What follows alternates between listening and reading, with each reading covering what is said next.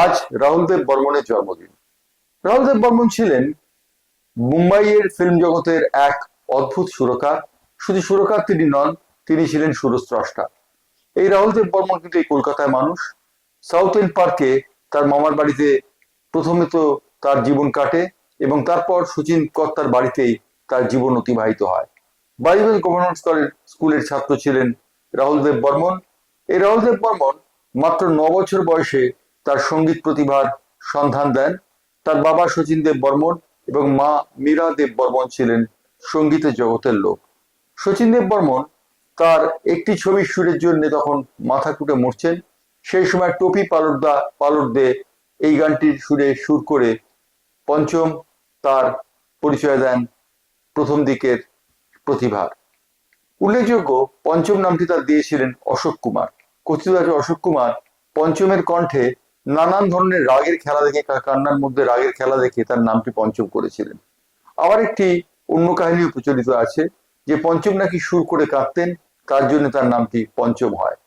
যাই হোক না কেন, পঞ্চম একের পর এক সুর দিতে থাকেন এবং তার প্রথম সুর দেওয়ার সৃষ্টি হয় স্বাধীনভাবে ছোটে নবাব ছবিতে। ছোটে নবাব ছবির পর ভূত বাংলা, ভূত বাংলা আও টুইস্ট করো এই গানটি রীতিমতো সাড়া জাগিয়েছিল সেই সময়।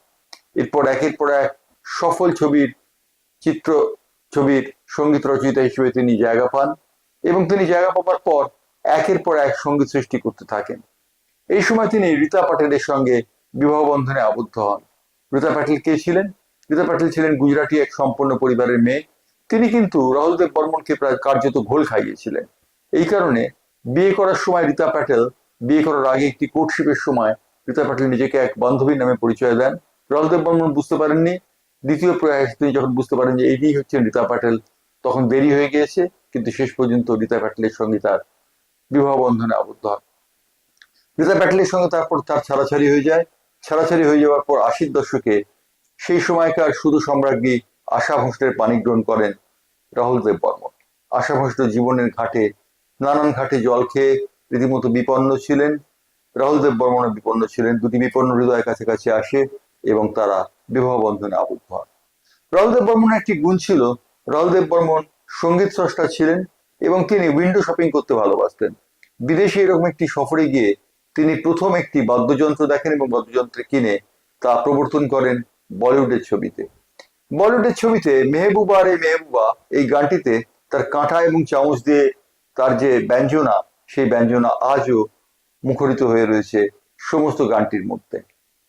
রাহুল দেব বর্মন প্রথাগত সঙ্গীত শিক্ষা কোনোদিন করেননি, কিন্তু তিনি যা করেছিলেন তিনি ছিলেন সুরস্রষ্টা।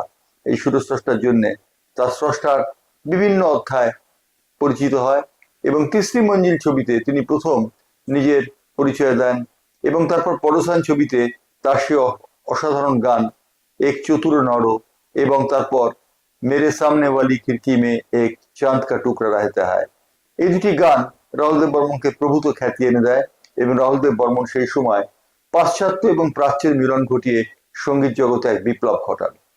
এরপর রাহুল দেব বর্মন আর থেমে থাকেননি, একটির পর একটি সুরস্রষ্টা।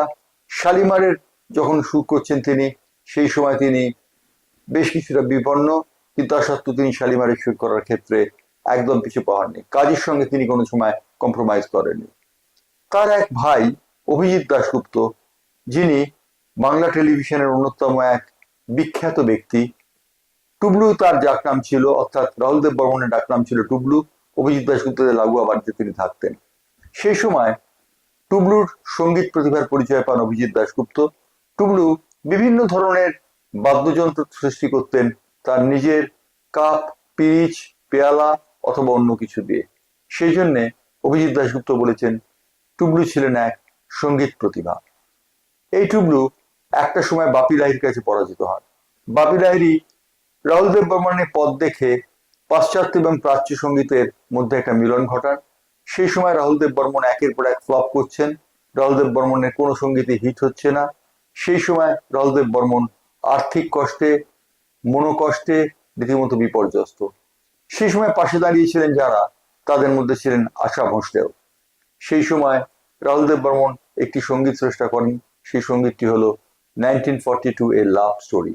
বিধুবিনোদ চোপড়ার এই ছবিতে তার বেশ কিছু গান এবং সবকটি গানই কার্যত সুপারহিট হয়। কিন্তু রাহুল দেব বর্মন আর তা দেখে যেতে পারেননি। মাত্র 54 বছর বয়সে তিনি প্রয়াত হন।